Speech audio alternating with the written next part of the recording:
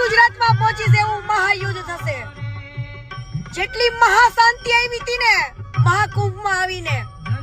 તો નમસ્કાર મિત્રો, વિડીયોમાં તમારું ફરીવાર હાર્દિક સ્વાગત છે। તો હાલમાં તમે કીર્તિબેન પટેલનું આગળ વિડીયો જોયો, તેમાં કીર્તિબેન પટેલ એવું બોલ્યા છે કે જેવી મારી ગુજરાતમાં એન્ટ્રી થશે તેવું જ મહાયુદ્ધ થશે, એવું કીર્તિબેન પટેલ બોલી રહી છે મિત્રો, જે તમે આગળ વિડીયોમાં જોયું મિત્રો। અને મિત્રો, કીર્તિબેન પટેલ અને ખજૂરભાઈનો વિવાદ ચાલતો હતો, પણ થોડાક સમય પછીથી વિવાદ શાંત થઈ ગયો હતો, કારણ કે મિત્રો કીર્તિબેન પટેલ મહાકુંભના મેળામાં ગઈ હતી અને તેમને આગળ વિડીયોમાં પણ કીર્તિબેન પટેલે એવું કીધું છે કે જેવી જ ગુજરાતમાં મારી એન્ટ્રી થશે તેવું જ મહાયુદ્ધ થશે, એવું કીર્તિબેન પટેલ બોલી છે મિત્રો, જે તમે આગળ વિડીયોમાં જોયો। અને તમને વિડીયો પરથી પૂરો બતાવીશ, એટલે તમે વિડીયો પૂરો જોજો। અને વિડીયોની શરૂઆત કરતા પહેલા તમને કહી દઉં કે હજુ સુધી તમે ચેનલને સબસ્ક્રાઈબ નથી કરી તો મિત્રો તમે પહેલા ચેનલને સબસ્ક્રાઈબ કરી લેજો મિત્રો, જેથી આગળ કંઈ પણ જાણકારી મળશે તે તમારા સુધી અમે પહોંચાડીશું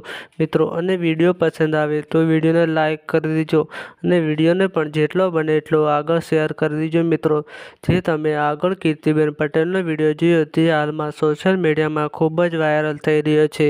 અને મિત્રો, જે સોશિયલ મીડિયા પર વાયરલ થતો હોય છે તે તમારા સુધી અમે પહોંચાડતા હોઈએ છીએ મિત્રો। તો મિત્રો, કીર્તિબેન પટેલે એવું કહ્યું છે કે ફરીવાર પાછું મહાયુદ્ધ થશે મિત્રો, તો તમને શું લાગે છે, આ ફરીવાર પાછો વિવાદ થશે? કોમેન્ટ કરીને જરૂરથી જણાવજો। તો મિત્રો, કીર્તિબેન પટેલ આગળ એવું બોલ્યા છે કે હવે મહાયુદ્ધ થશે ફરીવાર પાછું। અને મિત્રો, કીર્તિબેન પટેલ મહાકુંભના મેળામાં ગઈ હતી એટલે તે વિવાદ ઠંડો થઈ ગયો હતો અને હવે ફરીવાર પાછો ઉછળે એવું લાગે છે, કારણ કે મિત્રો કીર્તિબેન પટેલે એવું કીધું છે કે ગુજરાતમાં મારી ફરીવાર એન્ટ્રી થશે અને ફરીવાર મહાયુદ્ધ થશે, એવું કીર્તિબેન પટેલે કીધું છે મિત્રો। તો તમને આગળ વિડીયો બતાવીશ, એટલે વિડીયો પૂરો જોજો મિત્રો। આજના વિડીયોમાં આટલું જ, મળીએ આપણે નવા વિડીયોમાં।